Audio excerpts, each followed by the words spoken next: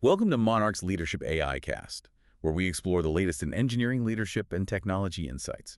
I'm your host speaker. And I'm your expert speaker. Today we're diving into the concept of personal excellence, and specifically how it's not just, some vague desire, but actually a learnable skill set. Right. This is something that's really relevant, I think, for teams and leaders in our space right now. It absolutely is. We often look at those peak performers, right? The ones who seem to effortlessly hit new levels, inspire innovation. Yeah, you think it's just magic or something. Exactly. We think it's some innate talent, this elusive spark. But what we found looking across, countless sources, psychology, biographies, you name it, is that true excellence. It really isn't magic. Okay. It genuinely demands consistent action, deep self-reflection, and a strategic framework for how you actually tackle your goals. It's about unlocking those next levels by actively developing very specific, actionable skills. So if it's not just something you're born with, but a skill set you can build, what does that really mean for, say, someone leading an engineering team?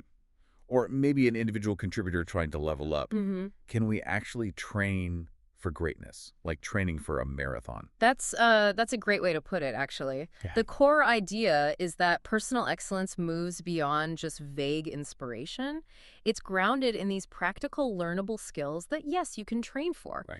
We're talking about having clear, really defined goals, mastering effective self-management, actively cultivating initiative, and this is crucial, embracing a genuine growth mindset. Right. These aren't just abstract concepts you wish for. They're actionable behaviors you can practice, refine, and integrate into your daily work, just like an athlete refines technique. And when you talk about iconic examples of personal excellence, that relentless drive, well, one name almost immediately pops up for a lot of us, Kobe Bryant. Even if you'd ever watched basketball, his impact, his achievements, they're just undeniable. 5 NBA championships, 18-time All-Star, 15 All-NBA teams, 12 All-Defensive teams. The list goes on. Yeah, the numbers just scream greatness. He was truly remarkable, and for good reason. But what's really fascinating here, beyond just the awards and stats, is the driving force behind it all. Okay. It wasn't just raw talent, though. I mean, he clearly had loads of that. It was his relentless work ethic, his unwavering discipline, and this almost obsessive commitment to getting better all the time. Okay. And that's the key for our deep dive today. This wasn't accidental. It was rooted in those skills we just mentioned: deep self-awareness, precise goal setting, rigorous self-management, and that incredible growth mindset. Built his excellence piece by piece, like an engineer building a complex system, really. That relentless drive, the constant push for improvement that feels like a natural lead-in to the first core principle, strategic goal setting. Yeah. For Kobe, it famously started with wanting to get 1% better every day, which sounds simple but powerful. How did he actually do that, though? Well, he applied it with incredible, almost surgical specificity, not just get better. He set very clear goals for his performance in games, yes, but also in practice, even when he was just studying film. Wow. It wasn't vague stuff like be a better player. It was more like, I will improve my free throw percentage by X, or I will master this specific defensive footwork. And he was constantly tweaking these micro goals to make sure they perfectly aligned with the ultimate aim, winning. So for us in the tech world then, how does that translate? We're often looking at, quarterly objectives, yearly reviews. Right. How can setting these kinds of specific, almost micro goals, that 1% better idea, really help individuals and teams in engineering? It's absolutely crucial. And it's more than just setting SMART goals, which, let's be honest, everyone does about, but maybe doesn't always implement effectively. Wow. It's about understanding the psychological power of micro commitments. There's actual science here. When you consistently nail tiny goals, your brain literally rewires itself. You become more confident, more capable for the bigger stuff. Interesting. That's the 1% better idea in action. For an engineer, maybe it's just 15 minutes a day on a new syntax, optimizing one line of code, finding one tiny process improvement. Small wins build momentum.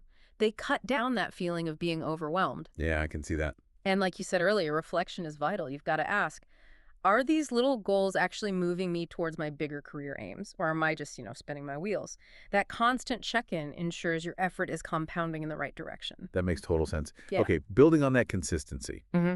let's move to the second pillar, disciplined self-management. Mm-hmm. Kobe's dedication here was, legendary.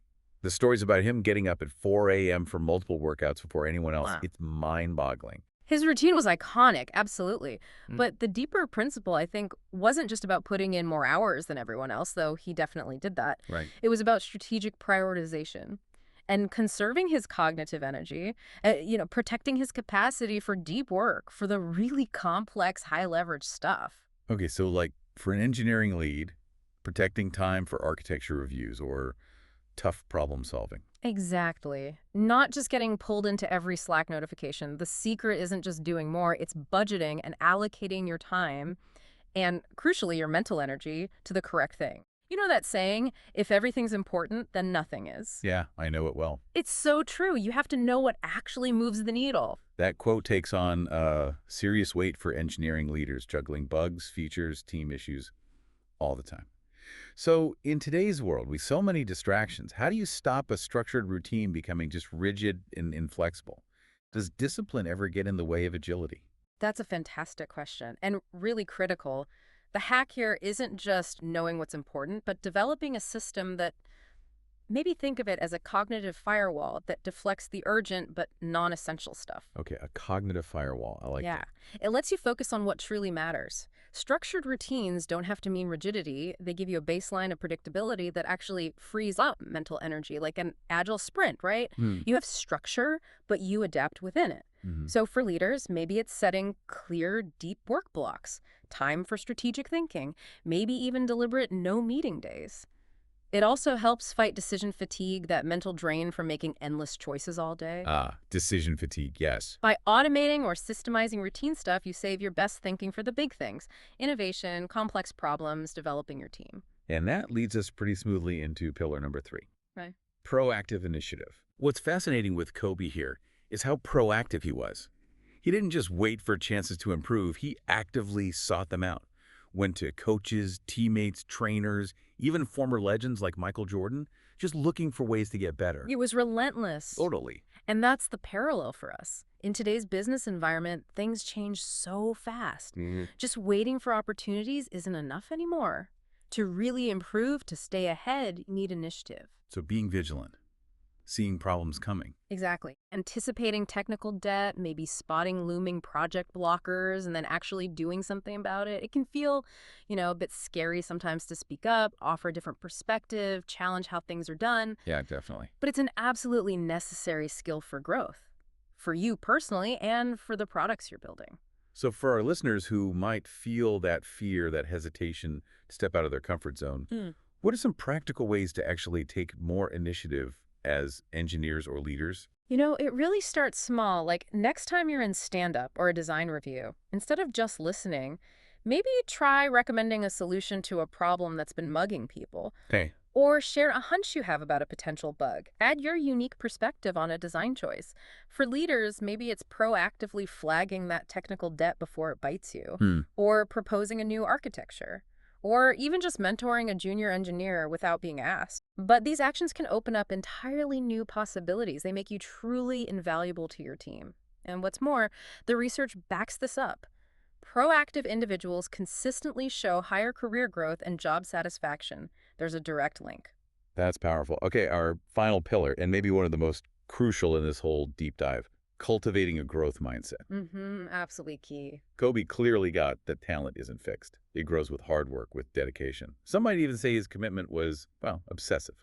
Which makes me think of that famous Michael Jordan story. Yes, the story MJ himself told. Yeah. About Kobe pestering him, sometimes apparently in the middle of the night. Right, yeah. About specific basketball moves. Now, obviously, we are not suggesting you start slacking your CTO at 3 a.m. about database queries. Ah, noted. No 3 a.m. slacks. Definitely not. But the key takeaway from that story, it's profound.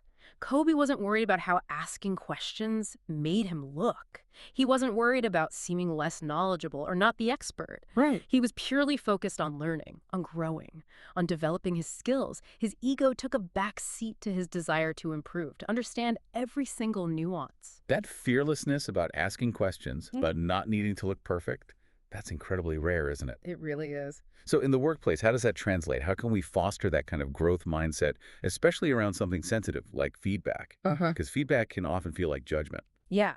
And the key is becoming truly receptive and, crucially, non-defensive. When you get feedback, whether it's about your code, your leadership style, your communication, that first instinct shouldn't be defense or explanation. Which is hard. It is hard, but that defensiveness just slams the door on learning. Instead, try to approach it with genuine curiosity. Ask clarifying questions like, okay, can you give me a specific example? Or what would a different outcome have looked like there? See it as data. Exactly. See it as a valuable data point for your growth, not a personal attack. That's the hallmark of a real growth mindset in action. Recognizing every piece of feedback is a chance to refine your understanding and get better. Okay, that really brings us to the core of what we've been talking about in this deep dive. Kobe's whole approach. Yeah. It embodies personal excellence not as perfection, because that's impossible, right? Right. Unattainable. But as the process of relentlessly striving for greatness. He really lived that, quote, the journey is the reward. Couldn't agree more. And what's so exciting is that these principles, they aren't just for legendary athletes. We've seen how directly they apply to engineering leaders, to individual contributors, through a really hands-on approach we call hacking personal excellence. Hacking personal excellence. Okay. Yeah, it's not just theory. It's designed for active use in everyday work. Whether you're a team lead, juggling projects, or an engineer honing your craft, it's about empowering people to realize they are in control of their professional journey. They're not just subject to whatever happens around them. So for our listeners, what specifically would they learn and apply through this hacking personal excellence framework? What are the practical hacks? Okay, so they'll learn tangible ways to put these principles into action, to turn them into measurable results. First up, setting adaptive micro goals and seeing them through. The 1% idea again. Exactly. For leaders, it's moving beyond just annual goals to designing those daily, weekly 1% improvements for sprints, features, team processes. It's about building the determination and agility to set specific, motivating goals and consistently pursue them, readjusting as you go in an agile way. Okay, makes sense. And the self-management part becomes a hack how? That falls under smart self-management. Building your cognitive firewall. This isn't just time blocking, it's learning to prioritize not just tasks, but your actual cognitive energy. Right, protecting that deep work time. Precisely. Strategically organizing your day to shield that capacity for complex thinking, planning efficiently to cut down decision fatigue. It builds personal accountability so you can thrive and meet those demanding expectations. It's like architecting your own best mental environment. And that proactive drive, the initiative piece. How do we hack that? That's cultivating proactive initiative, the invisible opportunity spotter. You learn how to not just react, but to actively spot and chase opportunities before they're handed to you. So looking ahead, Yeah, developing strategies to anticipate tech debt, foresee project roadblocks, identify skill gaps, and then tackling them head on. This makes you that invaluable player who unlocks new possibilities, often before others even see the issue. got it. And finally, that crucial growth mindset. That becomes fostering a growth-oriented mindset, the continuous learner's loop. This is about making continuous professional development a core habit. Mastering self-reflection not just as a thought exercise, but as direct input for what you do next. And the feedback piece. And critically, getting really good at receiving and actioning feedback without getting defensive, accelerating those learning loops for yourself and your team. It's about seeing every challenge, every bug, every critique as just another chance to iterate and improve. You know, here's where it gets really interesting, I think. Ultimately, this whole approach, it empowers individuals to actually take control of their own growth. It gives you a proven method for hitting goals consistently, maximizing your impact, and really becoming the architect of your own success. It's like having a blueprint for achieving personal excellence over the long haul, even in this incredibly dynamic, demanding world of engineering and tech leadership. Because in a landscape defined by constant change, the ability to continuously optimize yourself isn't just nice to have, is it? It's a necessity. It absolutely is. So maybe the question for everyone listening is, what will your next 1% improvement be? That's all for today's deep dive from Monarch's Leadership AICast. We hope this discussion on personal excellence gave you some valuable insights for your own leadership journey. And we'll catch you next time.